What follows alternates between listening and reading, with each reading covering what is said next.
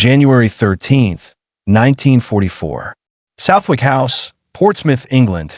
The rain doesn't fall so much as hammer the windows. Cold, sideways, relentless. Inside the map room, cigarette smoke hangs under the lamps like a low fog. The air smells of wet wool, ink, and nervous sweat. A young American officer, Captain Harold Hal Peterson, U.S. Army Corps of Engineers, stand at the edge of the table with a clipboard that's already damp from his hands. He's been awake for nearly 20 hours, but the men around him look worse. These aren't frontline soldiers with mud on their boots. These are planners. Men who can move armies with pencils. At the center of the room, the coastline of northern France is spread out like a wound. Normandy. Beaches labeled in code. Tides measured to the minute. Enemy strong points marked in red. Supply routes drawn like arteries. And now the question that makes everyone's throat tighten. How do you feed an invasion once it lands? A British naval officer taps the map with a pointer. His voice is clipped, controlled.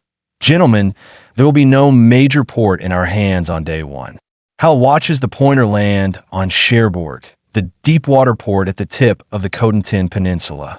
It looks so close, so obvious. But then the officer slides the pointer along the coast, eastward past the landing zones. And if we take Cherbourg, it will be sabotaged, demolished, blocked.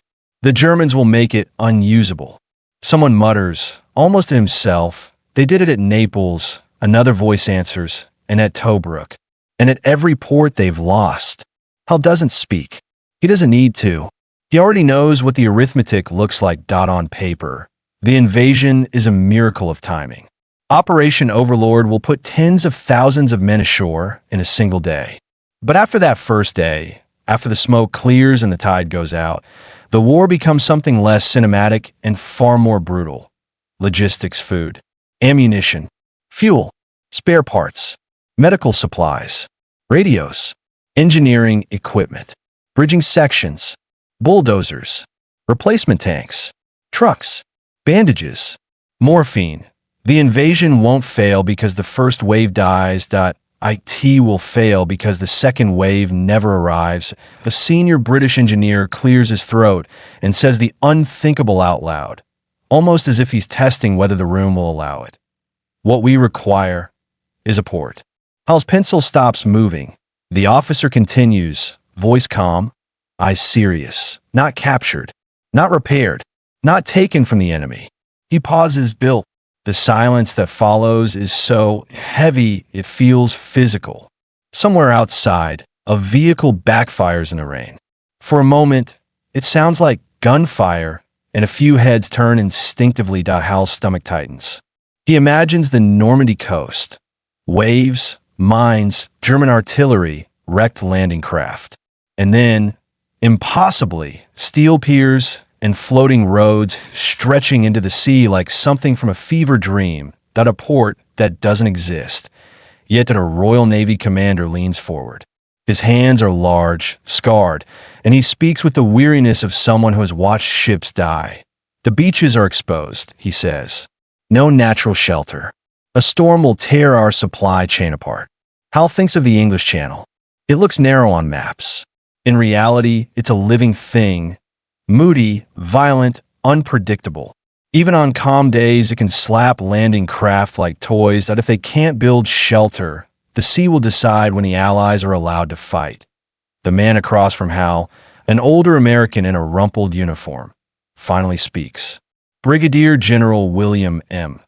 Hogue, U.S. Army Engineer Commander, his voice low but iron hard. We don't get a port, Hogue says. We don't get France. Hal looks down at his clipboard. His fingers are shaking slightly. Not from fear of bullets. He's not on the beach. Not yet. This is fear of something worse. Failure on a continental scale that a staff officer begins listing tonnage requirements like a funeral reading. Day one, we need several thousand tons ashore. By the end of the first week, tens of thousands daily. Vehicles, fuel, ammunition. Another voice interrupts, sharper now. And if the weather closes in? A British planner answers without blinking. Then the beaches choke. The ships hold offshore. The men ashore run out of everything. Hal imagines it. Infantry pinned behind hedgerows, radios going silent, tanks immobilized because there's no fuel, artillery batteries firing their last shells while German counterattacks gather strength. And then, because war has no mercy for romance, a retreat back into the sea, that's what's at stake. Hogue looks around the room. We can't count on capturing a port intact. So we make our own. A few men exchange glances. Some look skeptical. Some look terrified. Some look like they've been waiting for permission to say it for months. Hal has heard rumors. Whispers in engineering circles. Strange prototypes. Secret projects. Code words. Now it's real. The British officer steps forward again. The concept is under development, he says. A portableharbor, towed across the channel, assembled off the beaches, capable of unloading ships in open water. He taps the map just off the Normandy coast. 2 harbors, one for the Americans, one for the British and Canadians. Hal hears the name for the first time spoken openly in this room, like a weapon being placed on the table. Mulberry. Mulberry Harbour, a harbor you can carry at a harbor you can build in enemy waters, at a harbor that must work, because there will not be time to build another. February 2nd, 1944. A drafting office, somewhere in southern England. Hal stands in front of a blueprint so large it covers the entire wall. Lines and measurements crawl across it like trenches. The paper smells of ammonia from the prints. The room hums with quiet urgency. Pens scratching, rulers sliding, men murmuring calculations under their breath that a British civilian engineer, sleeves rolled up, points to a shape that looks like a massive hollow block. These, he says, are phoenix casings. Reinforced concrete. We sink them to form a breakwater. Hal blinks. Sink them on purpose? On purpose, the engineer replies. Controlled flooding. They become a wall against the sea. Another man, Royal Navy, points to a different set of drawings. Floating platforms, hinge connections, and these are the whale roadways, he says. Floating roads, steel pontoons. They rise and fall with the tide. Hal tries to picture it, not as lines on paper, but as something alive in the channel. Roads moving with waves, trucks driving across water like it's solid ground. The Navy man continues, tapping the diagram where the road meets shore. Beetles, he says. Floating pontoons supporting the road sections. Hal's mind races. Phoenix. Whale. Beetles. A strange zoo of war. Then the civilian engineer points to a long, thin structure like a pierhead. Spud pierheads. Steel towers on pontoons. They anchor with legs, spuds, so the pier rises and falls with the tide, but stays in position. Hal's mouth is dry. That's enormous, he says. It has to be, the engineer answers. We're not unloading crates. We're unloading an army. A secretary walks in quietly and hands a folder to Hogue. The general flips it open and scans the top sheet. Hal sees the words at the top. Top secret. Mulberry Harbour. Hogue looks up. We're building this, he says, in pieces across Britain. Under air attack. Under strict secrecy. Then we're towing it across the channel and assembling it under fire. He pauses, letting the full weight settle. And if any part fails, the men on the beaches pay the price. Hal swallows. Outside, a distant aircraft engine passes overhead. For a moment, the room goes still, old reflexes from the Blitz. But the sound fades. It's friendly. This time, Hogue points at the blueprint again. Captain Peterson, he says, you're going to the yards. You're going to watch them pour the concrete, weld the steel, test the hinges. You're going to report every weakness you see. Hal nods once. Yes, sir. He doesn't say what he's thinking. That the ocean doesn't care about blueprints. That storms don't respect deadlines. That the channel has swallowed fleets before. And now, they're about to tow a harbor into it. That night, Hal steps outside into the wet darkness. The air is sharp with salt and coal smoke. Somewhere beyond the black horizon, France waits. Occupied, fortified, bristling with guns, he can't see the channel. But he can hear it, a low, steady roar, like something breathing in its sleep. Hal pulls his coat tighter and stares into the dark, because for the first time, he understands the truth of what they're attempting. They aren't just planning an invasion. They're trying to defeat the sea itself. February 18th, 1944. Dungeness, Kent, England. The wind coming off the channel cuts like a blade. It carries salt, grit, and the metallic smell of machinery. On the shoreline, cranes swing slowly through the gray air like long-necked beasts, their cables whining under load. Captain Hal Peterson stands in mud that clings to his boots like glue. Ahead of him, rising from the shallows, is something that shouldn't exist outside of shipyard, or a nightmare. A massive hollow concrete structure, taller than a house, sits half-finished on its slipway, the Phoenix caisson. It looks like a bunker ripped out of the earth and dragged to the sea. British work crews swarm around it. Men in flat caps and oil-stained coats, faces tight with concentration. A foreman shouts over the roar of mixers, "Keep it moving! Don't let the pour set uneven." The concrete trucks arrive one after another, their engines coughing in the cold. The wet, gray slurry disappears into wooden forms reinforced with steel. Every few minutes, a vibration tool buzzes, settling the mix so it doesn't trap air pockets. A weak seam here would become a crack later, and later would be too late. Hal raises his clipboard and watches the pour lines. He's not just checking measurements. He's watching for the little mistakes that kill men months afterward. Sloppy rebar placement, bad curing, rushed patchwork. But he steps closer, scanning the inner chambers. These caissons aren't solid blocks. They're compartments, hollow rooms meant to be flooded deliberately. A British engineer beside him, Mr. Arthur Beaumont, speaks with the clipped patience of a man explaining a miracle for the 100th time. The Phoenix units are sunk in a line, Beaumont says. They form a breakwater, a wall. Hal looks at the open water. Waves slap against the shore with the steady rhythm of a beating drum. And if they sink wrong? Hal asks. Beaumont doesn't hesitate. Then we have a gap. And the sea finds gaps. A crane lifts a steel reinforcement cage, swinging it into place with slow precision. The cable groans. Men guide it with ropes, shouting warnings. "Easy, easy, don't swing it." The cage settles. The foreman wipes his face with a sleeve. Hal watches the men work.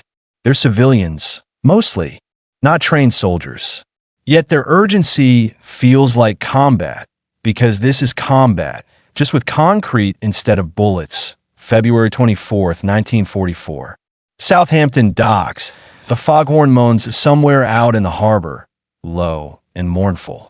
Hal walks along the pier, passing stacks of steel beams, piles of timber, and crates marked with stenciled codes.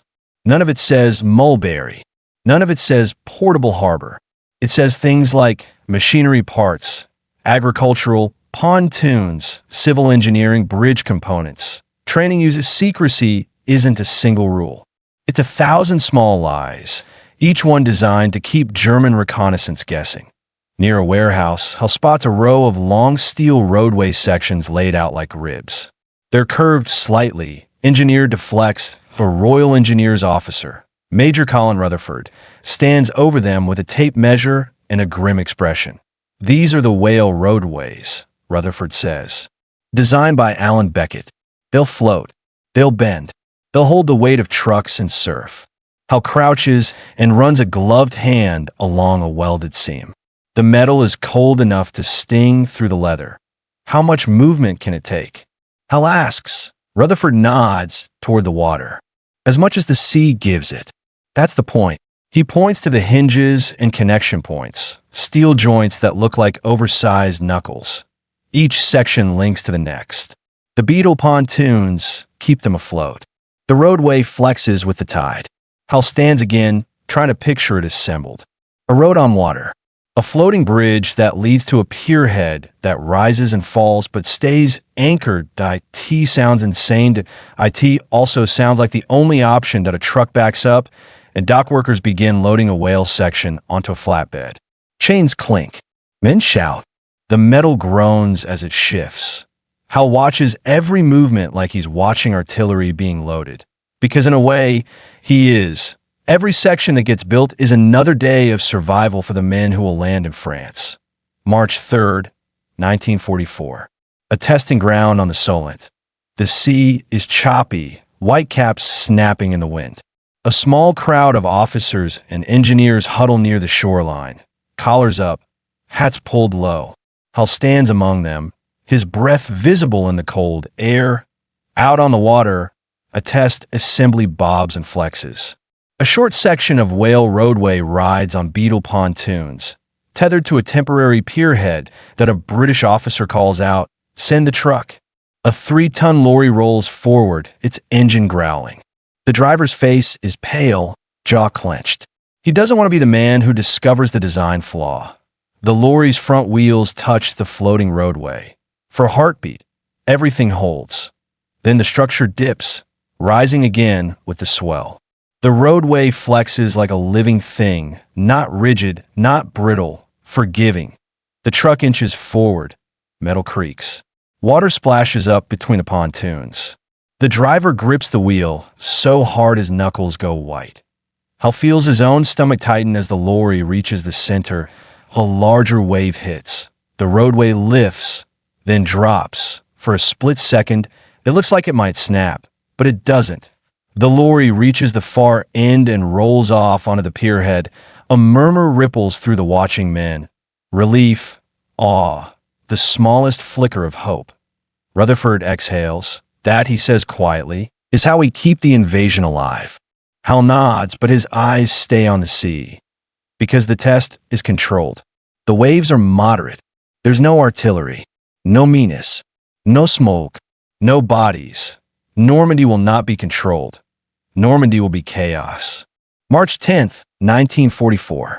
London, Admiralty offices. Hal stands in a hallway outside a conference room, listening through the heavy door.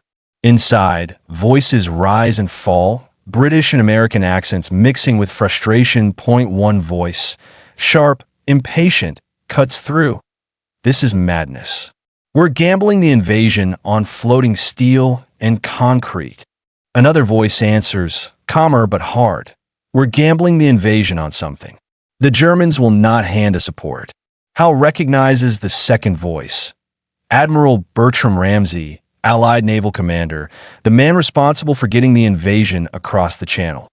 Ramsay continues, each word precise. If we do not unload supplies fast enough, the armies will stall.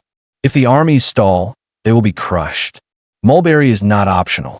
It is necessity. A pause. Then another voice, American, firm, and we build two. One for Omaha, one for the British sector. Hal hears the name spoken like a curse and a promise. Omaha. Even now, months before D-Day, the planners talk about it with a heaviness. They know the beach will be hard. They've seen the aerial photos, the German fortifications, the fields of fire. The door opens suddenly. Men file out, faces tight, eyes tired. Ramsay steps into the hall, his uniform immaculate despite the strain that he notices Hal and pauses. "You're the Corps of Engineers, Captain," Ramsay says. "Yes, sir." Ramsay's gaze is steady, not unkind, just brutally aware. "Tell your men this," Ramsay says. "A harbor does not win a war, but without it, we lose one." Hal swallows, "Aye, sir." Ramsay nods once and walks away. Hal stands alone in the hallway, feeling the weight of that sentence settle into his bones. March 19th, 1944. The Scottish coast. The sky is low and heavy, and the water is darker here, colder, angrier. Hal watches as tugboats maneuver a massive concrete Phoenix unit into position for a sinking test. The caisson looms over the water like a fortress block, and a British engineer shouts through a megaphone. Flood compartments 1 through 4, slowly. Valves open. Water pours into the hollow chambers with a deep, echoing gurgle. The Phoenix begins to settle, inch by inch, as if kneeling. Hal watches the angle. The rate. The stability. If it tips wrong, it's ruined. If it cracks, it's dead weight. If it sinks too fast, it slams the seabed and fractures. The Phoenix lowers steadily. Controlled. Purposeful. Then it touches bottom with a dull, distant thud that Hal feels more than hears. The engineer calls out again. "Hold. Check alignment." Men on small boats scramble around it, measuring, signaling, adjusting that IT holds for now. Hal writes on his clipboard, sinking stable. Seems holding. Flood control adequate. That he underlines the last word twice. Adequate. Not perfect. Adequate is what war runs on. That night, Hal sits in a temporary barracks near the coast, listening to the wind slam against the walls. A radio crackles softly in the corner with BBC News. Air raids, Eastern Front battles, political speeches. Doesn't listen. He stares at a small photograph tucked into his notebook. His wife back home in the States, smiling in summer sunlight that feels like another life that he thinks about Normandy again. Not the beach itself, but what comes after it. He imagines trucks rolling over floating roadways, engines roaring, tires wet with seawater. He imagines wounded men being carried back the same way. He imagines crates of ammunition sliding on ashore while German shells fall somewhere nearby. And he imagines the sea rising up, angry and indifferent, testing every weld and every pore. Outside, the wind howls like artillery. Hal closes his eyes, because the harbor is being built. But the real question, the one no blueprint can answer, is still waiting out there in the dark. Will it survive the channel? April 27th, 1944. Selsey Bill, English Channel. Dawn arrives like a bruise, purple-gray and cold. The horizon is smeared with low cloud, and the sea rolls in long, heavy swells that slap against hulls with wet violence. Captain Hal Peterson stands on the deck of a tugboat, his hands wrapped around the rail. The metal is slick with spray. He tastes salt on his lips, and beneath it, the faint tang of diesel exhaust. Ahead of them, the Phoenix caisson fills the view, an enormous concrete mass riding low in the water, tethered by thick cables that hum under tension. IT doesn't look like a ship. IT looks like a city block that forgot it wasn't supposed to float. The tug's engine growls, straining. The tow line creaks like something alive. A British sailor near helm mutters, almost reverently, "Christ, it's like dragging a cathedral." Hal doesn't answer. He watches the caisson's edges dip and rise with the swell, and every time it drops into a trough, he feels the line tighten, feels the tug jerk as if it's being yanked backward. This is only a trial tow, a rehearsal, but it feels like war already. A Royal Navy officer on deck, Lieutenant Commander Hugh Stokes, raises binoculars. "Keep her steady," Stokes calls to the helmsman. "If she yaws, we lose her." The helmsman doesn't look back. "Aye, sir." Hal watches the tow line again. He's seen cables snap. When they do, they don't break like string. They whip. They kill. A gust hits. The tug rolls. The Phoenix shifts slightly off axis, turning just enough to make Hal's stomach drop. Stokes barks, "Correct. Correct now." The tug's bow swings, fighting the pull. The Phoenix slowly realigns. Hal exhales, realizing he'd been holding his breath. This is what they're asking of engineering now. Not just building structures, but forcing them to behave in open sea. The channel doesn't care about Allied schedules. The channel doesn't care about Hitler. The channel only cares about physics. May 6th, 1944. A secluded anchorage off the Isle of Wight. The water here is calmer, but the air is thick with secrecy. Mulberry components sit scattered across the sheltered bays like the pieces of a giant's toy set. Pontoons, pierheads, steel roadways, massive concrete caissons. Hal walks along a dock, clipboard in hand, passing sailors and engineers who keep their voices low. Even the laughter feels restrained, as if the whole coastline knows it's being watched. German reconnaissance planes still probe the English coast. U-boats still hunt offshore. And everywhere, the Allies are hiding the largest construction project in the world behind nets, smoke screens, and misdirection that a British corporal checks Hal's papers and waves him through. "Keep moving, sir." No stopping near the stacks. Hal nods and continues, eyes scanning the shapes. There's something eerie about it, seeing parts of a harbor waiting like troops in staging. These structures are built to be stationary, to be permanent. But now they're being asked to do something no harbor has ever done.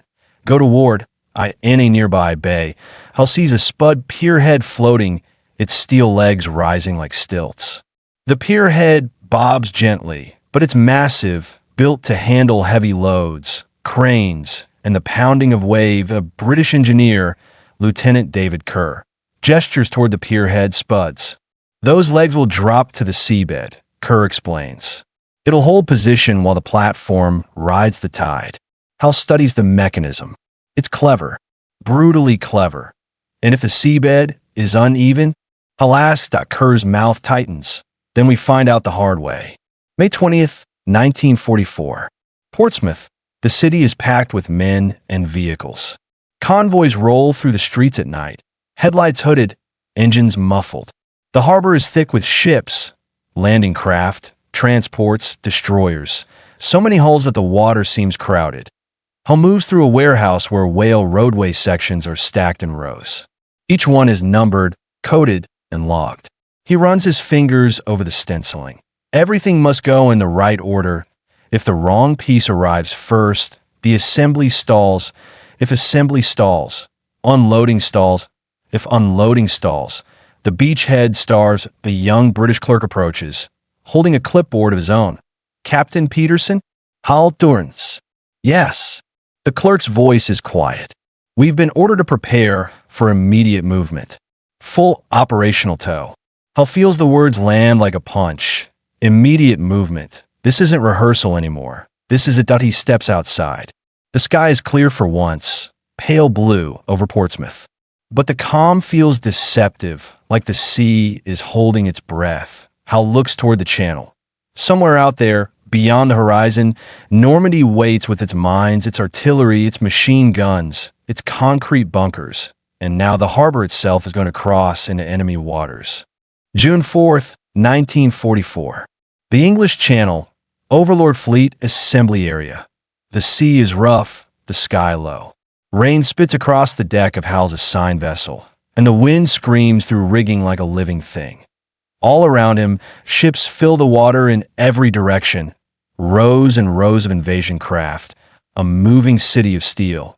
But Hal's eyes are drawn to the stranger silhouettes among them. Mulberry components are being towed out. Phoenix caissons lumbering behind tugs, pontoons bobbing, pierheads riding low.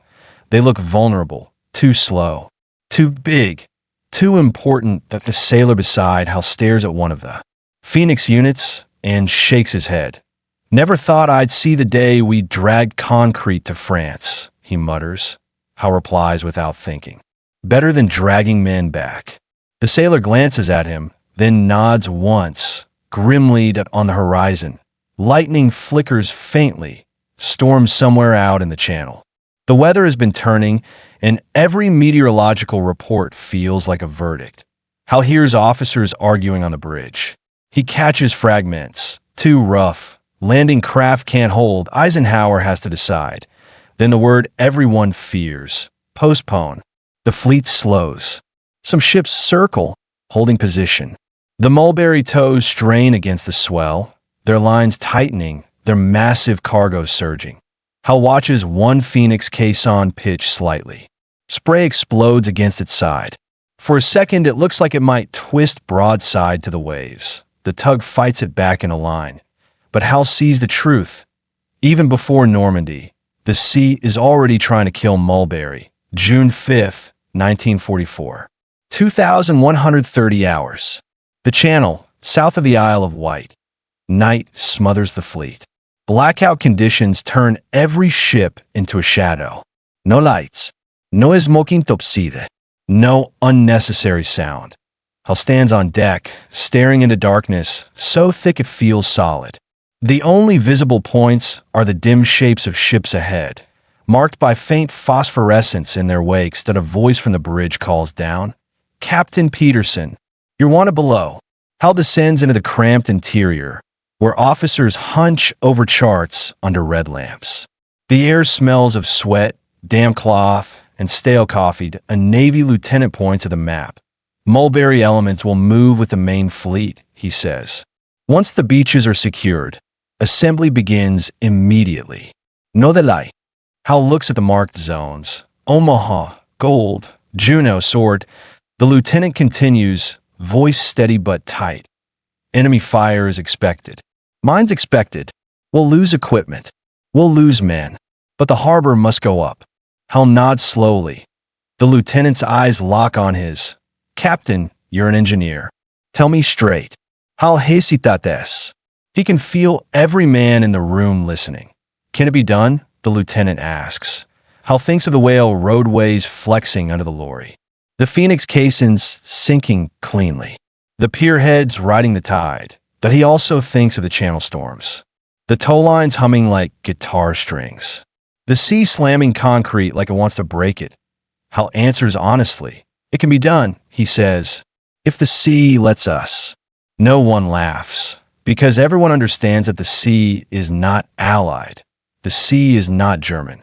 The sea is its own power. June 6th, 1944. 0430 hours. Off the coast of Normandy, the first light of morning reveals a horizon filled with smoke and silhouettes.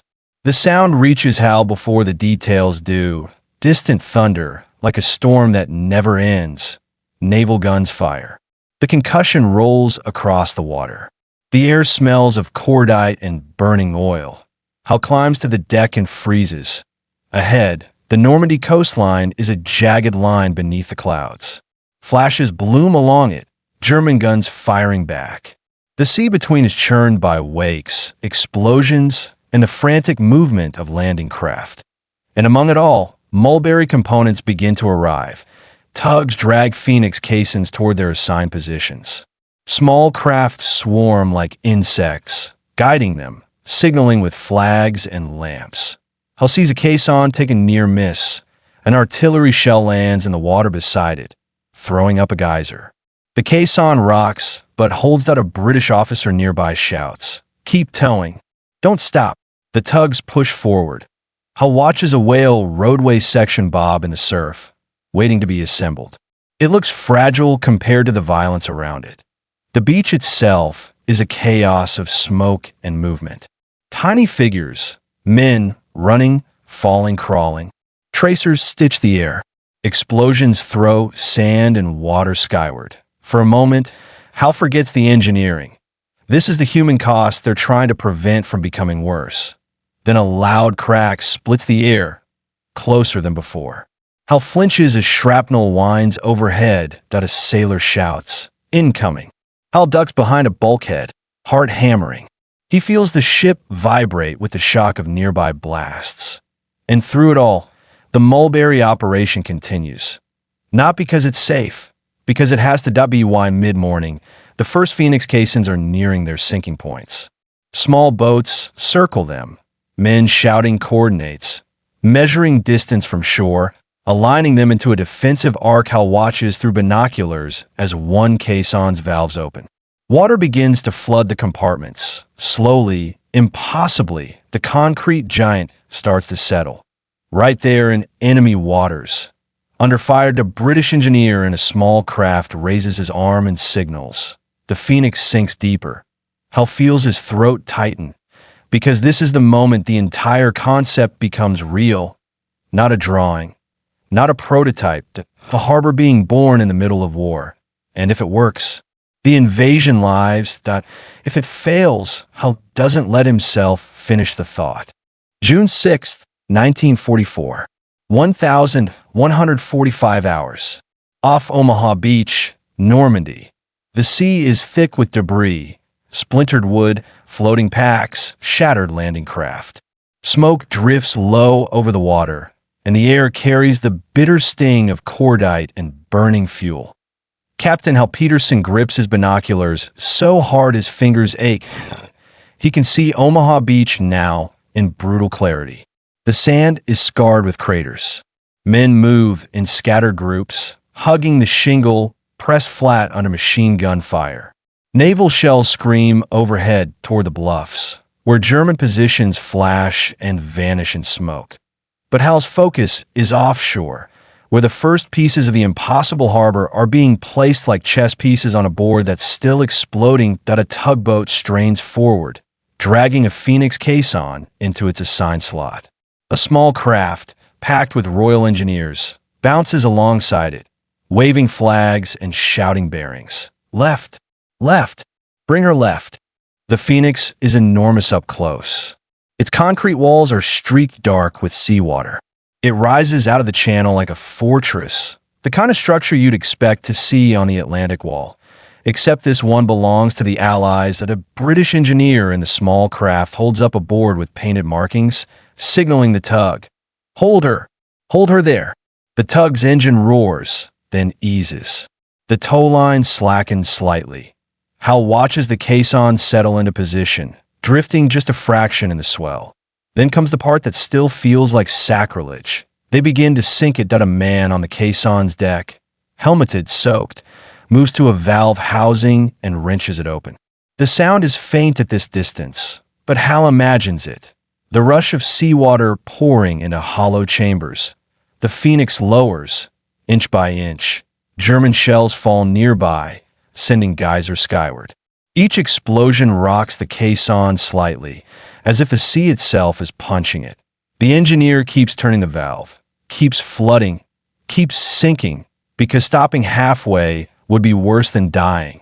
Hal sees the caisson's top edge drop closer to the waterline.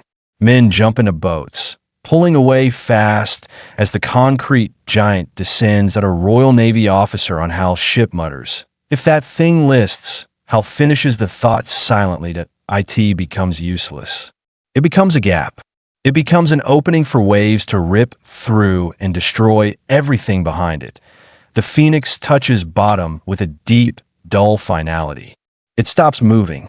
Water slaps against its face. And for the first time, there is shelter, real shelter, forming in the open sea. That a breakwater is being born.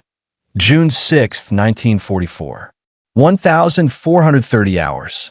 Mulberry Assembly Area, Omaha Sector. By afternoon, the work becomes frantic. Landing craft and small boats weave between floating components like bees in a hive. Men shout, point, wave flags, fire signal flares. Radios crackle with urgent instructions, half drowned out by naval gunfire. Hal is transferred to a smaller craft, an engineering liaison boat, so he can get closer. The ride is brutal. The waves slam the hull. Spray soaks him within minutes. Every jolt feels like the boat is being punched by an invisible fist. When they reach the assembly area, Hal sees the Phoenix line taking shape, concrete caissons forming a jagged arc. Behind them, the water is noticeably calmer. Not calm, but calmer. And that difference is life. That a British officer on the boat points toward a cluster of ships. Liberty ships will anchor there once the pierheads are in place. Hal watches the distant silhouettes of cargo ships, big, slow, vulnerable, waiting like elephants at the edge of a battlefield. They cannot come in until the harbor exists, and the harbor cannot exist until the engineers finish assembling it. At a sudden burst of machine gun fire rattles from shore. Tracers skip across the water. Hal ducks instinctively. The coxswain snarls, "Keep your head down, sir. We're not here to get shot heroic."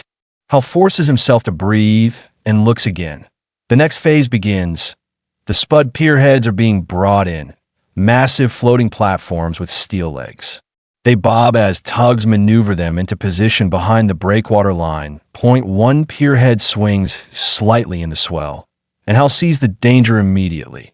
If it collides with a Phoenix caisson, it could damage both. That a Royal Engineers officer in a nearby craft screams through a megaphone, "Easy! Easy! Watch your clearance." The tug corrects, pulling the pierhead away at the last second.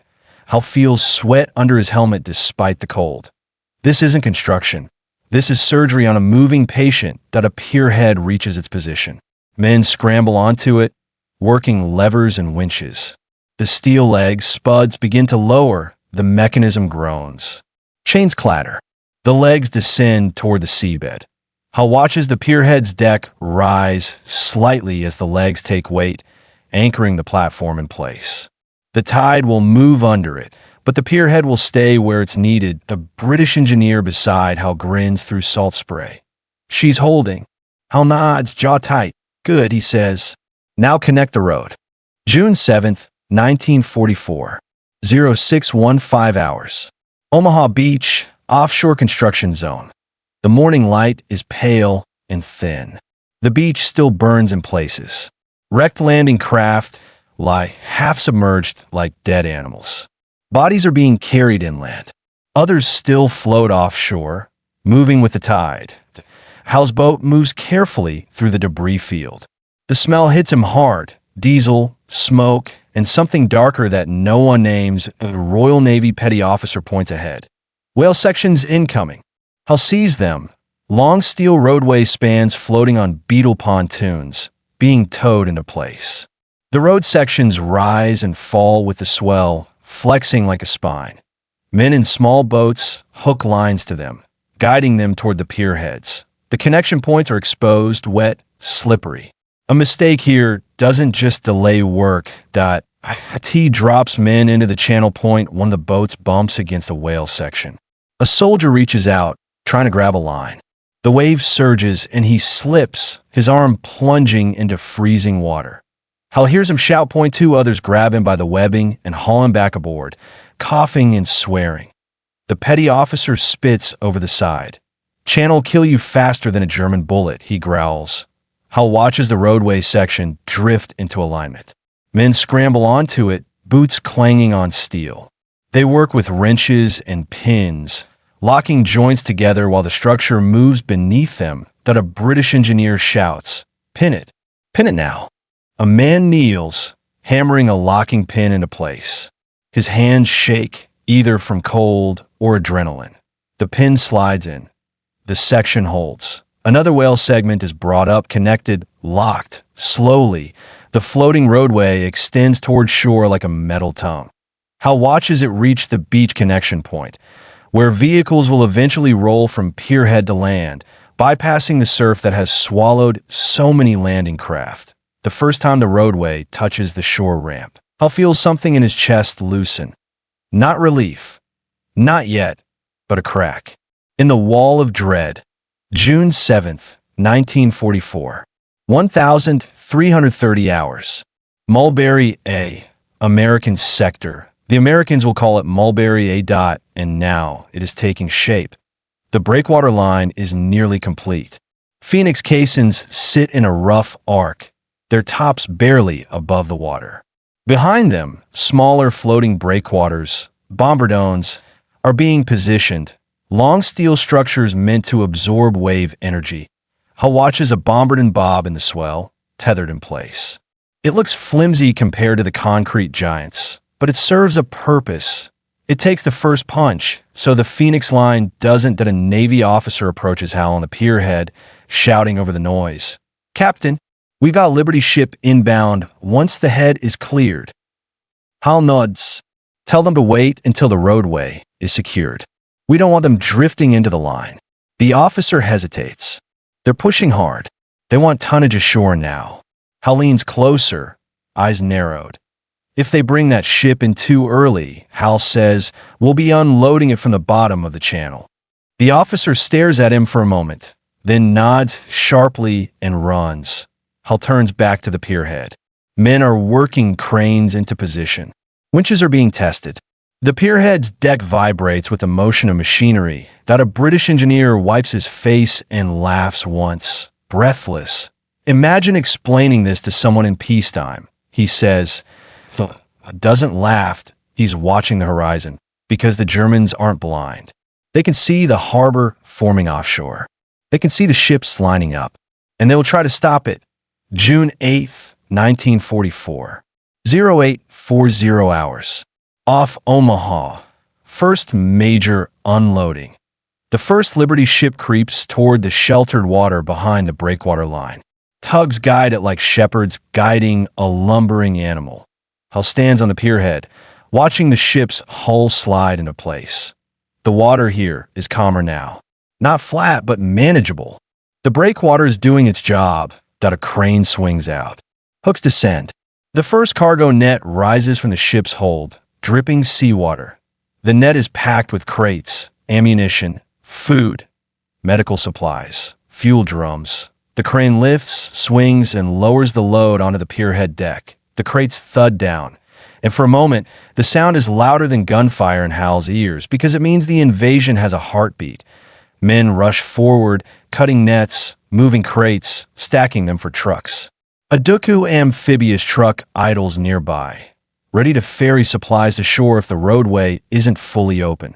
Hal watches the first cargo load move inland. He feels something close to triumph. Then a loud crack echoes from shore. Artillery to the shell lands in the water beyond the breakwater, sending up a towering plume. Another lands closer. The pierhead shudders slightly as the shockwave rolls through the water that a sailor screams. "Get down!" Men flatten instinctively. Crates rattle.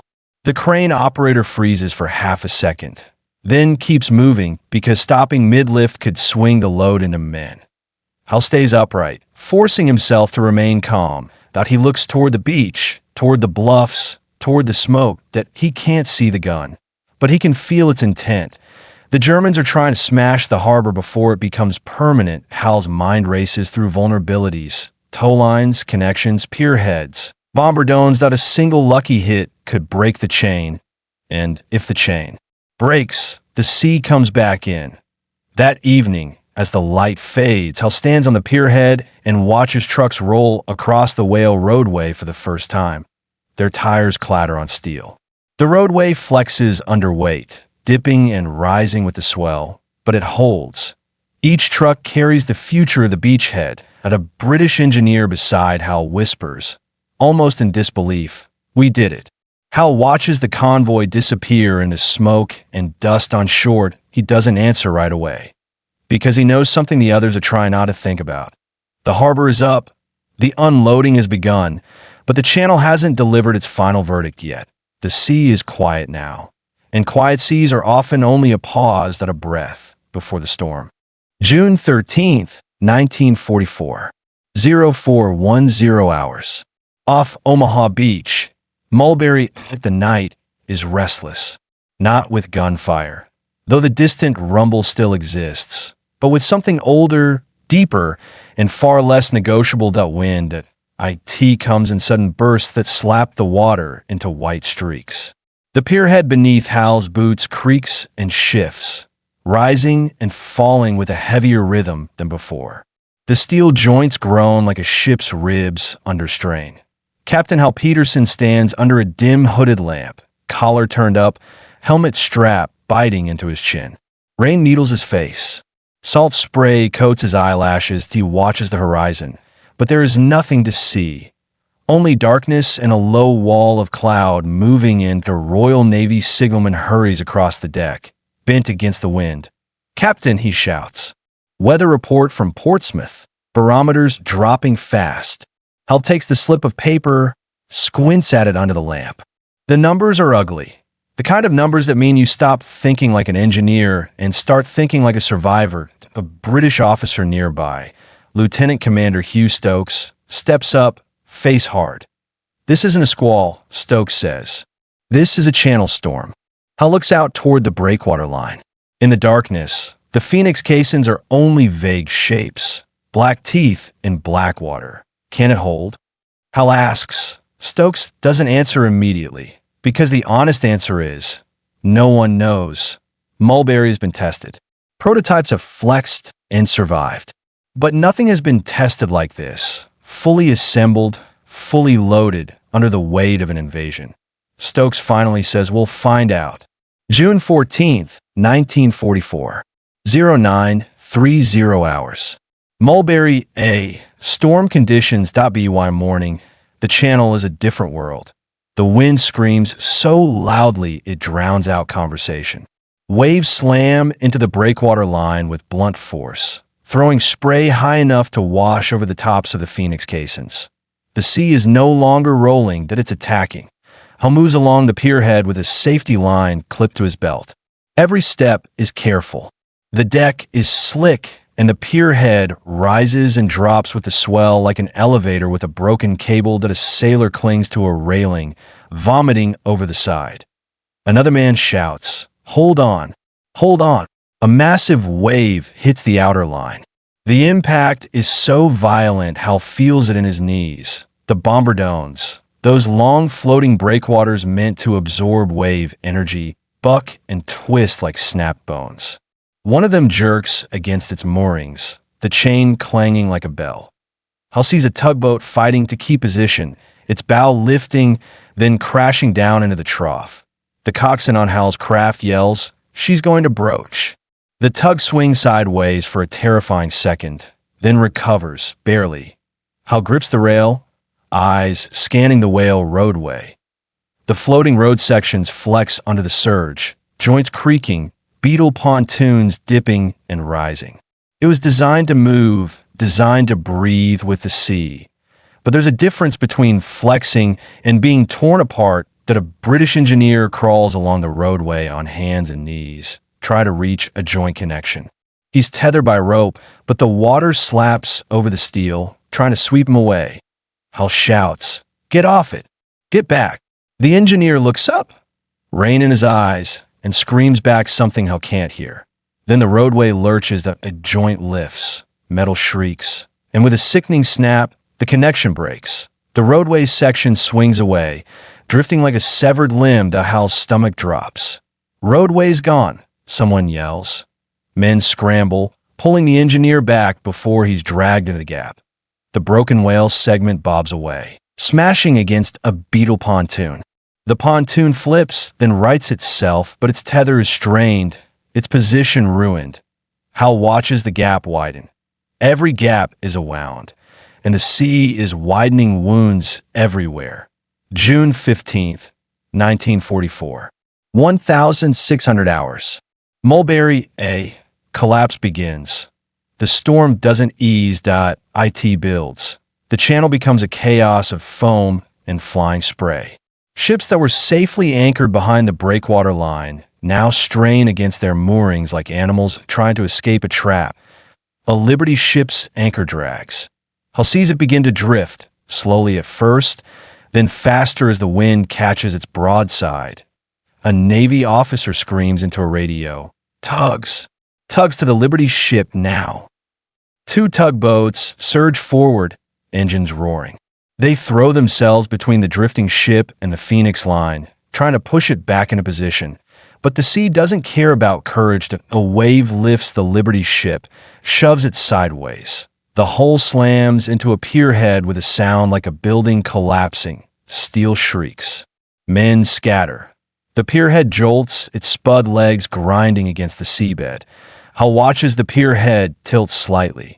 Not much, but enough. The spuds are supposed to keep it stable. If they jam, if they twist, if they lose purchase, the pierhead becomes a drifting platform and a death trap. Hal runs across the deck as best he can, clipped his line, shouting to the men. "Clear the crane. Get the crane locked down." The crane operator fights the controls, trying to secure the boom before the next wave swings it into someone. Another impact hits. The crane sways. The operator screams something, then slams the brake. The boom stops just short of smashing into a stack of crates. Hal grabs a sailor by the shoulder. "Where's the command post?" he shouts. The sailor points toward a small shelter on the pierhead, its canvas sides snapping violently in the wind. Hal fights his way inside. Inside, radios crackle non-stop. British, American, Navy, Army, voices layered over each other in panic. Pierhead 2 is shifting, roadway section adrift. Bombardment moorings failed, anchor dragging, anchor dragging. Hal leans over a chart pinned to the wall, wet paper curling at the edges. He marks damage points with a pencil that barely writes in the damp. A voice comes through the radio. "Urgent, American. Mulberry is taking catastrophic damage." Repeat, catastrophic damage. Hal feels his throat tighten. Catastrophic. That word doesn't mean repair later. It means you're losing it. Outside, a deep booming sound rolls across the water, like thunder, but heavier. Hal steps back out and sees it. The Phoenix caisson has shifted, not sunk. Shifted, its alignment broken by the force of the sea. Waves pour through the gap behind it, smashing into the sheltered water like a battering ram. The calm water behind the breakwater turns violent in seconds. Ships begin to slam against each other. Landing craft flip. Crates spill into the sea. Hal watches a DUKW struggle to keep from being thrown onto a pier. Men cling to ropes, screaming. The harbor is unraveling, piece by piece. June 16th, 1944. 0730 hours. Aftermath in progress. The storm finally begins to weaken, but it leaves behind a wreckage field that looks like a naval battle happened without an enemy fleet. Hal stands on a damaged pierhead, staring out at what remains of Mulberry. Whale roadway sections are twisted and broken, some washed ashore, others floating uselessly. Beetle pontoons are scattered like toys. Bombardones have snapped free. Some vanished entirely, swallowed by the channel. Several ships sit at odd angles, grounded or wrecked, their hulls battered. The Phoenix line is still there in places, some caissons held, stubborn and immovable. But the system is compromised. A Royal Navy officer approaches Hal, face pale, eyes bloodshot from exhaustion. "It's finished," the officer says quietly. "Mulberry is finished." Hal stares at him. "No," Hal says, voice hoarse. "We can repair." The officer shakes his head slowly. "Not in time. Not at this scale." Hal looks back at the ruins. The harbor that had taken months of secret construction, thousands of men, thousands of tons of steel and concrete, has been broken in less than a week of real combat conditions. Not by German guns that why the sea to Hal's hands tremble. Not from cold now, but from something closer to grief. Because he can see the consequence immediately. If Mulberry is gone, Omaha must be supplied another way. And another way means more exposure, more risk, more men dying in surf that he hears footsteps behind him. Another officer, American this time, steps up, Colonel James Mitchell, Logistics Command. Mitchell's face is set like stone. "We're not pulling out," Mitchell says. "We're not stopping supply." Hal turns to Hal. "Hal us." The harbor, Mitchell points toward the beach. "Direct unloading," he says. "Landingkraft. Dukus. Anything that floats. We use what's left. We use the beach." Hal looks again at the surf, still rough, still unpredictable. He imagines trucks trying to land in that water. He imagines crates washing away. He imagines men drowning in full kit. Mitchell's voice hardens. "Captain," he says, "the invasion doesn't get to fail because the weather was bad." Hal nods slowly, because Mitchell is right. War doesn't pause for storms. June 17th, 1944. Mulberry B, British sector, Gold Beach. Hal has moved east toward the British-built harbor, Mulberry B, near arromanches. The ride is grim. The coastline is crowded with ships and landing craft. But the mood is different now. Tense, wary, like everyone is waiting for the sea to strike again. When Hal arrives, he sees something that surprises him.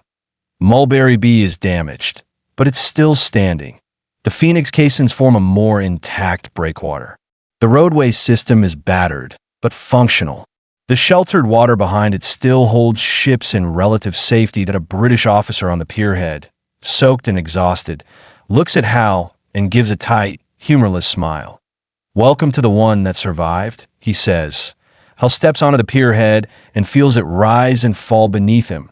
Still moving, still alive, he looks out at the breakwater line and realizes the difference. Placement. Shelter. Construction choices. A fraction of luck. And perhaps the simple truth that the sea had chosen one to punish more than the other. That a convoy of trucks rolls across a whale roadway section, clattering toward shore. Supplies are still moving. The invasion is still breathing. Hal watches the operation continue, and he feels the strange mix of relief and bitterness. Mulberry A is dead. Mulberry B lives, and now everything depends on keeping the surviving harbor alive long enough to win the war in France, because the sea has already proven its power, and it can come back whenever it wants.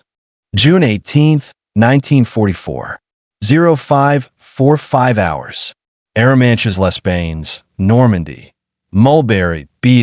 Morning light breaks through torn clouds, revealing a sea still restless from the storm. The water is darker now, churned and bruised, but the worst of the fury has passed. Captain Hal Peterson stands on a spud pierhead, boots planted wide for balance as the platform rises and falls beneath him. The metal deck is wet and cold, and every bolt seems to hum with tension.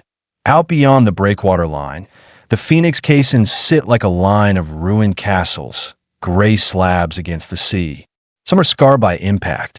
Others have shifted slightly, but the arc holds, and behind them, in the sheltered water, ships are still there alive. Working a British officer beside Hal, Major Colin Rutherford scans the harbor with binoculars. She's hurt, Rutherford says, voice rough from sleeplessness. But she's standing. Hal watches a tugboat nudge a cargo vessel into position. The ship moves slowly, carefully, like a wounded animal being guided to safety that a crane on the pierhead swings out, hook descending. Cargo nets rise from the ship's hold, dripping water, and land on the pier with heavy thuds. Crates, fuel drums, ammunition boxes, medical supplies. Hal feels the sound in his bones, because every thud is another day the beachhead survives. Rutherford lowers his binoculars. You know what the Germans thought would stop us? He says. Hal doesn't answer. Rutherford points toward the horizon, where smoke still hangs faintly over the battlefield. They thought we'd drown in the surf, that we'd choke without a port, that we'd starve on the beaches. He pauses, then gestures at the pierhead beneath them. But we brought a port with us. June 19th, 1944. 1,015 hours. Mulberry B. Emergency repairs. The storm has left damage everywhere. Some whale roadway sections are bent. Connection joints have loosened. Beetle pontoons have drifted out of position. Hal moves with a repair team along a roadway segment, tethered by rope. The steel flexes beneath his boots as a wave rolls under the pontoons at a British sapper, Corporal Ian MacLeod, kneels at a joint with a hammer and drift pin. His hands are raw and red from salt and cold. Pins worked loose. MacLeod shouts over the wind. Hal crouches beside him, gripping the railing. Can you reseat it? Hal asks, and MacLeod grins, teeth clenched. Aye, sir. If the bloody sea lets me. MacLeod drives the pin in with heavy strikes. Clang, clang, clang, each hit ringing across the water. Hal watches the joints settle tighter, that a small victory, that a vital one, that behind them. A convoy of trucks waits on the pierhead, engines idling.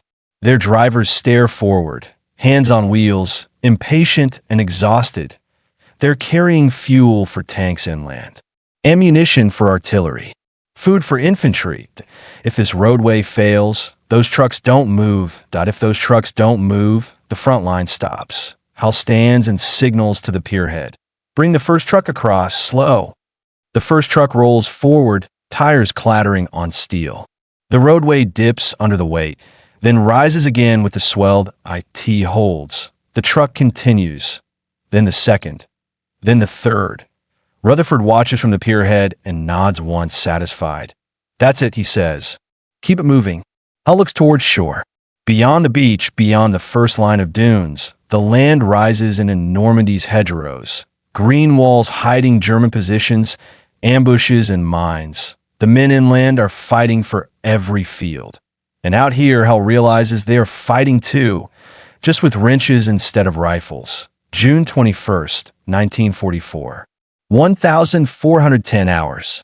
Arromanches, under air threat. The German artillery has not stopped entirely. And now, the Luftwaffe, though battered, still sends aircraft probing along the coast. Hal hears the warning before he sees it, a shout from the pierhead. Aircraft. Incoming. Heads tilt upward. The sky is broken cloud and pale light. Then the dark shapes appear, low and fast. German fighter bombers. For a split second, the harbor seems to freeze. Men stop moving. Cranes halt mid-swing. Then training takes over that a Royal Navy gun crew swings a Bofors 40 millimeters toward the incoming planes. The barrel elevates. The gunner shouts, on target, fire. The Bofors erupts, a rapid hammering roar. Tracer rounds streak upward. Nearby, machine guns join in.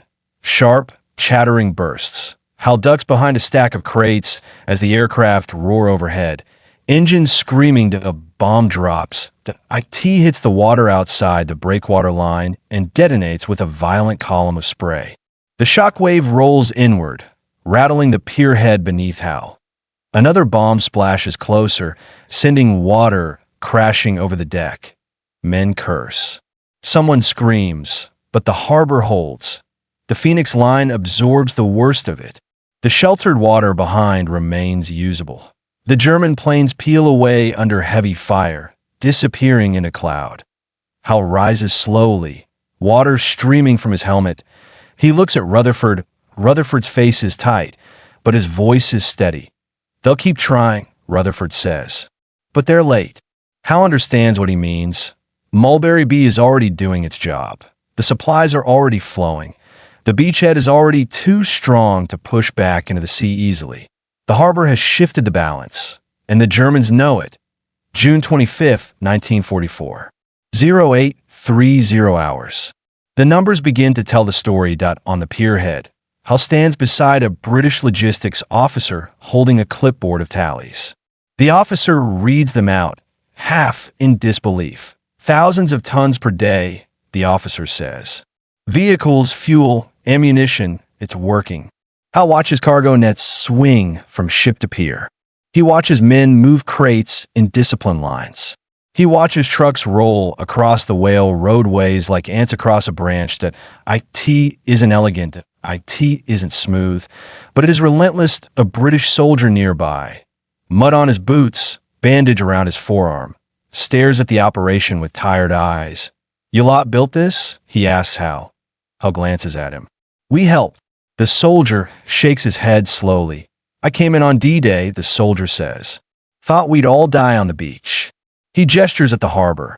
"But this means we're staying." I doesn't know what to say. He just nods once, because the soldier is right.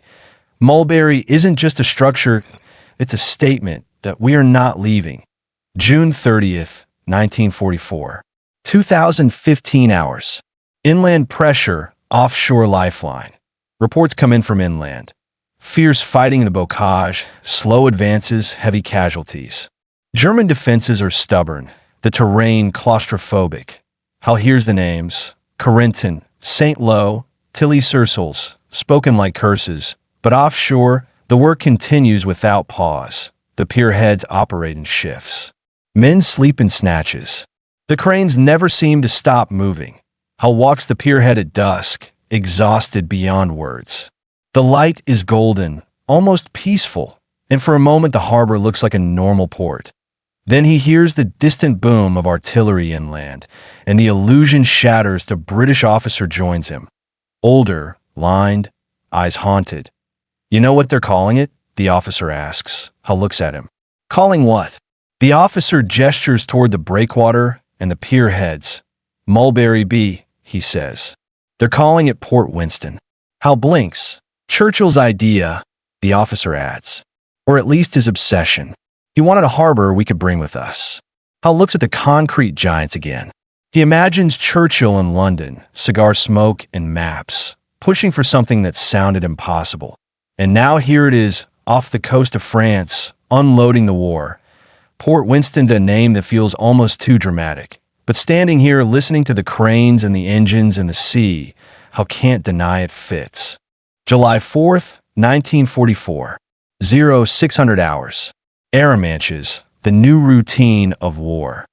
Independence Day for Americans. But there are no parades here, no speeches, no fireworks except the distant flash of artillery.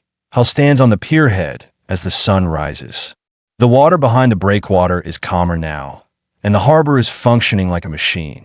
Imperfect, noisy, but dependable. The convoy of trucks crosses the whale roadway, one after another, carrying fuel inland. Hal watches them disappear toward the beach. That he thinks of Mulberry, destroyed, scattered, lost to the storm. He thinks of the men at Omaha still unloading directly through surf, improvising, suffering for every crate. And he thinks of Mulberry B, still standing, still feeding the invasion. He realizes something then, with a clarity that feels almost painful. The Mulberry Harbor isn't just an engineering achievement, that IT is the thin line between a foothold and a failure, between an army that advances and an army that runs out of everything and dies where it stands.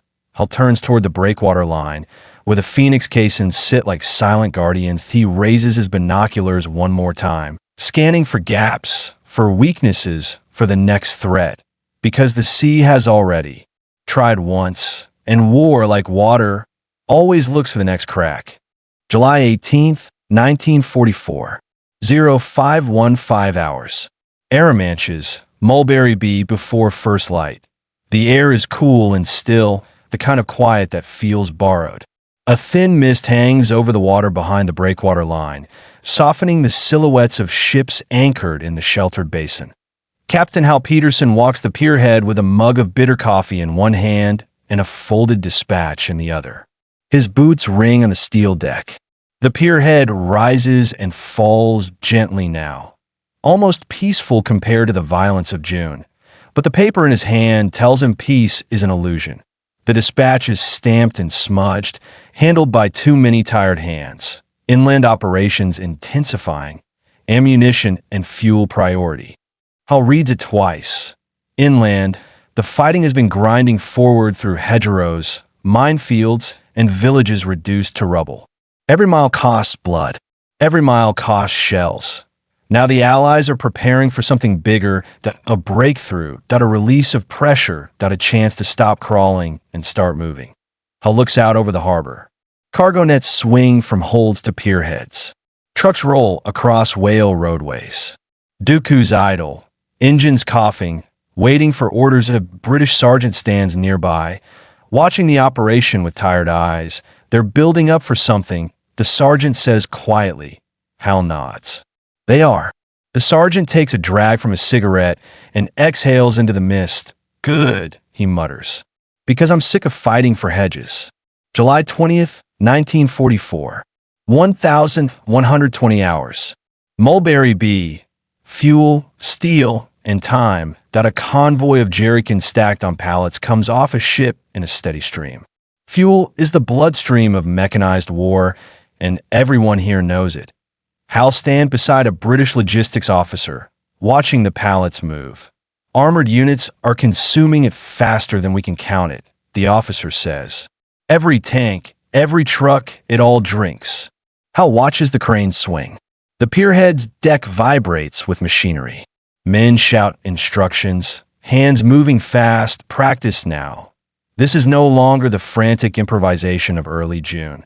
This is routine, a routine built on exhaustion, a routine built on the understanding that if it stops for even a day, the front line feels it immediately. The Royal Navy raiding jogs past Hal, carrying a message board. He pauses long enough to shout, Captain, roadway joint online, 2 needs inspection, fatigue crack. Hal estomat dig dense. Fatigue cracks are the enemy you can't shoot. Take me there. Hal says. He follows the sailor along the roadway, boots clanging. The whale sections flex beneath him, and he can feel the constant strain, tide, wave, load, T the joint. A British engineer points to a hairline fracture near a weld seam. It's starting, the engineer says. Not catastrophic yet, but it will be. Hal crouches, running a finger along the crack. The metal is cold and wet. How long? Hal asks. Engineer shrugs. Hours. Maybe days. Depends on traffic. Hal looks back at the pierhead, where trucks continue to roll. He makes the call immediately. Reduce load on this line, Hal orders. Shift heavy vehicles to line 1.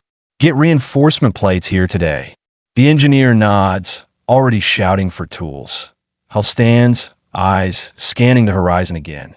Mulberry B is still standing, but it's not immortal. That's being worn down day after day by the simple act of saving an army. July 25th, 1944. 0940 hours. Normandy. Operation Cobra begins. Hal doesn't see the breakthrough himself. He hears it. The sound comes across the water like distant thunder multiplied, deep, rolling detonations that never stopped. He stands on the pierhead as the sky inland flashes faintly, Like a storm behind the hills, a British officer beside him lowers binoculars and says, almost softly, "The Americans are hitting hard near St. Lo." Hal nods, listening. The bombardment is massive. Allied air power and artillery tearing open German lines. The name moves through the harbor like electricity. Operation Cobra. The breakout attempt. The moment the Allies have been building toward since June 6th, a logistics runner appears, breathless, holding a message. "Captain Peterson, priority orders, ammunition surge, all available capacity." Hal takes the message and reads it once. Then he turns and starts shouting. "Double shifts. Keep the cranes moving. Clear the pier heads. Trucks in and out. No delays." Men respond instantly. The harbor becomes louder, faster, sharper. Cargo nets rise and fall. Pallets of artillery shells move in stacks. Crates marked with stenciled codes are hauled across steel decks slick with seawater. A truck driver leans out of his cab and calls to Hal. "How long we keep this up, Captain?" Hal looks him in the eye. "As long as the men inland keep firing," Hal answers. The driver nods once and drives on. July 28th, 1944. 18:05 hours. The harbor feels the breakout. The demand becomes relentless. Fuel shipments increase. Ammunition shipments increase. Replacement parts, tracks, engine components, radio sets pile up on the pier heads. The harbor is no longer feeding a beachhead. It's feeding a moving front. Hal watches a line of trucks stretch across the beach road, disappearing inland like a metal river that a British engineer beside him mutters, "If this harbor stops now, the breakout dies." Hal doesn't disagree, because mechanized war is not romantic. It is hungry that a soldier passing through the pierhead area, helmet dented, uniform dusty, stops and stares at the cranes. "You're the engineers?" he asks. Hal turns. "Yes." The soldier shakes his head slowly. "I was at Omaha," the soldier says. "Thought we'd never get off that beach alive." He points toward the pierhead. This thing is why we're in France at all." Hal feels the words hit him harder than he expects. He thinks of Mulberry, a broken apart in the storm. He thinks of men unloading through surf, dying for every crate. He thinks of a sea trying to take everything. And yet here, in the British sector, the harbor still works. Hal replies quietly. "It's doing its job," he says. The soldier nods. "Yeah," he says. "And so are we." Then he walks on, disappearing into the crowd. August 4th, 1944. 0730 hours. Arromanches, the harbor as a battlefield. The Germans still shell the coast occasionally. Luftwaffe raids are rarer now, but they still happen. Mines still drift. Accidents still kill. Mulberry B is not safe that IT is simply necessary. I'll stand on the pierhead as a mine warning comes in. A small boat has spotted something dark bobbing near the breakwater line. The Royal Navy officer shouts orders. "Clear the area. Get the minesweepers."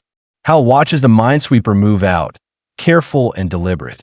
The sea is calmer today, but calm seas can hide killers that a sailor near Hal mutters. "Funny, innit? We build a harbor, and the war comes to it anyway." Hal watches the minesweepers line tighten. A controlled detonation follows, boom, sending a plume of water skyward. The harbor survives again. August 15th, 1944. 2110 hours. The end of Mulberry's peak. The light is fading. The air smells of seaweed and diesel. Hal stands near the edge of the pierhead, watching the cranes slow for the night shift. .by now, the Allied advance inland has accelerated. More ports are being opened, repaired, and used. The supply network is expanding beyond the beaches.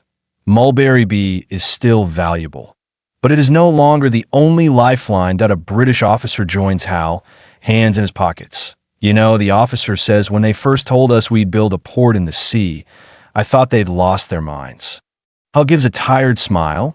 "Maybe they had," Hal says. The officer laughs softly. "But it worked," he says. "It bloody worked." Hal looks out at the Phoenix caissons, black against the twilight. IT worked. Not perfectly. Not cleanly. Not without loss. But it worked long enough to do the one thing it was built to do: keep the invasion alive until France could sustain it. Hal feels the weight of that settle into him. Not pride exactly, but something steadier than a sense of having held the line. Not with rifles, with steel and concrete. That night, Hal writes in his notebook by dim light. Hands still smelling of salt and oiled, he writes a sentence he never thought he'd believe back in January. We built a harbor. The sea tried to destroy it. The war tried to destroy it. And it still fed the army. He closes the notebook and listens to the harbor sounds. Chains, engines, distant voices, the steady slap of water against concrete. For the first time since June, the sea sounds almost normal. But Hal knows better now. The sea is never truly normal, that it simply waits. And in Normandy, the Allies have learned how to build even against that. August 19th, 1944. 0430 hours. Arromanches, Les Bains. Mulberry B. In the dark. The night is thick and windless, and the harbor is lit in fragments. Hooded lamps, cigarette embers, and the occasional flash of a signal light sweeping across the water.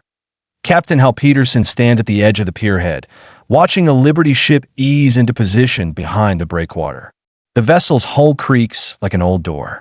Somewhere deep inside, metal groans under stress, and the sound carries across the water like a warning. The Mulberry is still working, but Hal can feel it. Every bolt, every joint, every weld is older than it should be. The harbor was designed to buy time, not live forever. A British petty officer approaches, holding a clipboard. Captain, he says, traffic is down again. Fewer heavy loads. Hal nods. He already knows why. The front has moved. The war is moving inland at a pace no one dared to imagine in June. German lines are breaking in places, collapsing in others. Paris is closer now.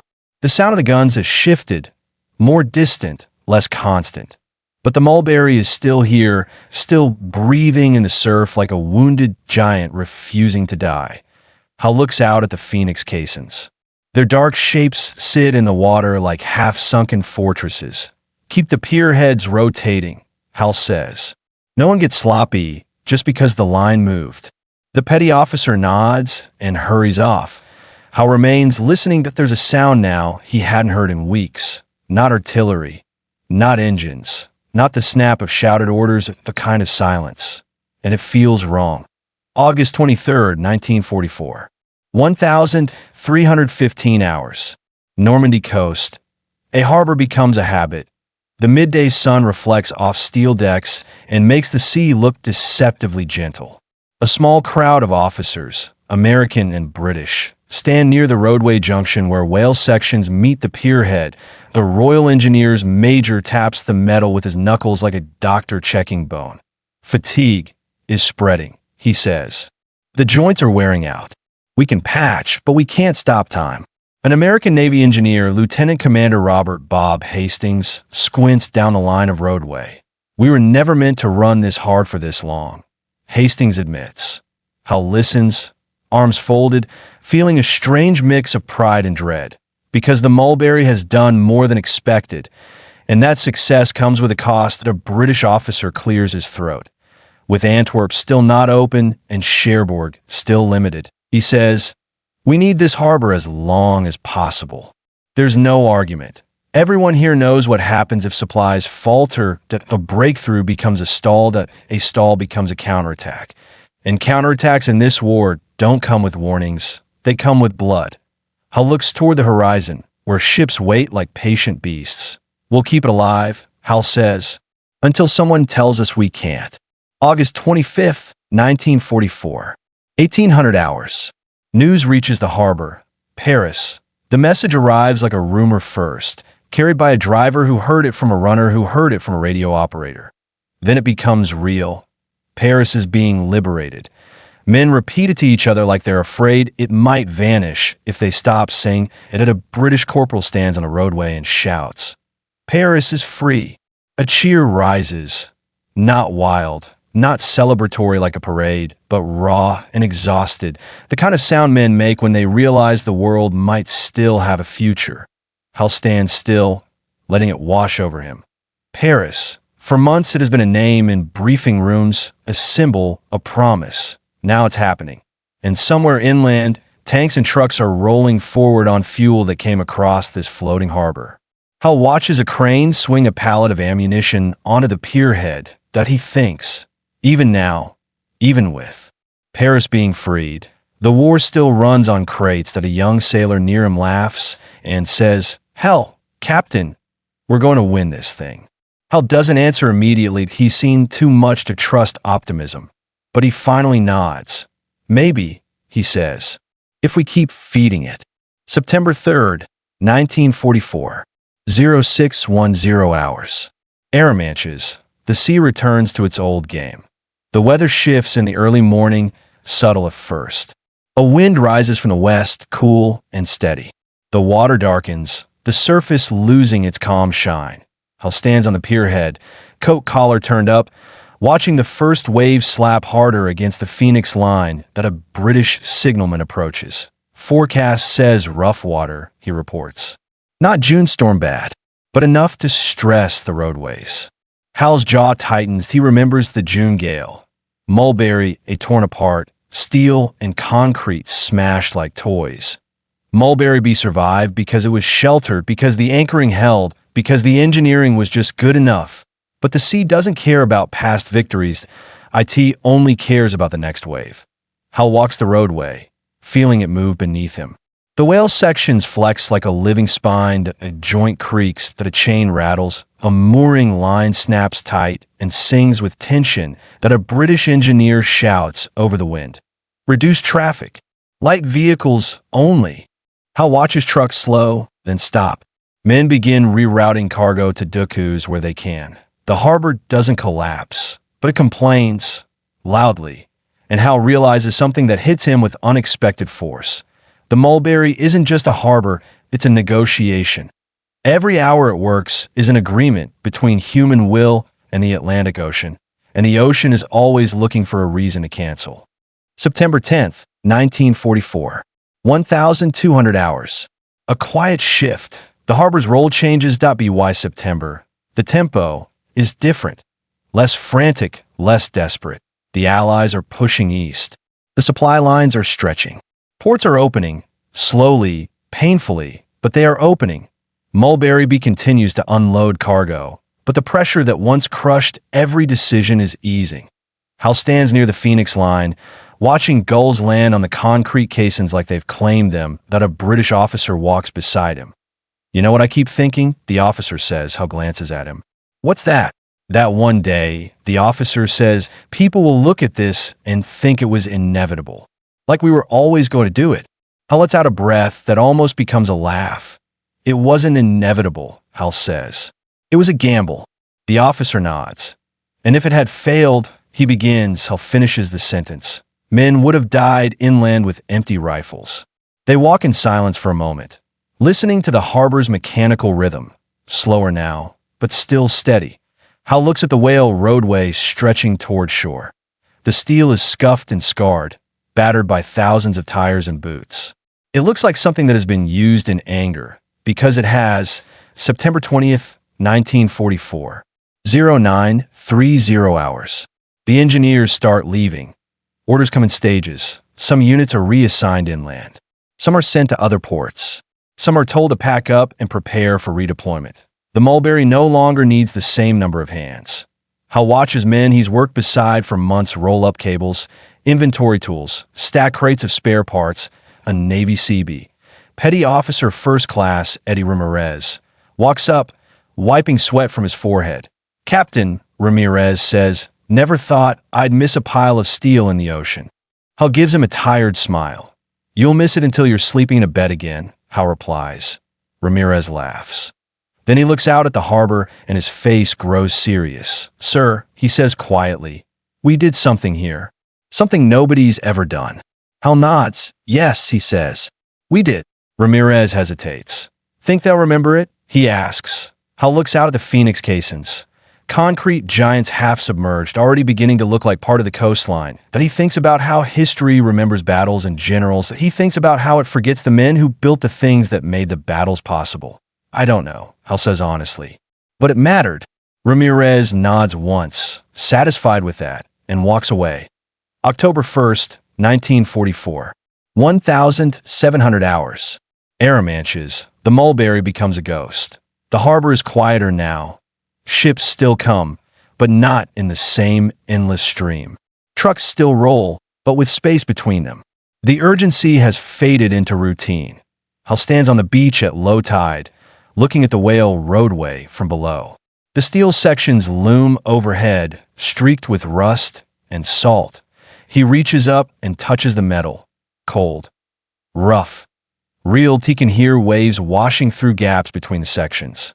He can hear the distant clang of chains and the muted shouts of men. But the harbor feels like it's slipping into history, even while it still works at a British child, evacuated from somewhere inland, now back with family. Walks along the beach with an older woman. The child points at the phoenix caissons. "What are those?" the child asks. The woman answers softly, almost reverently. "That's how they came," she says.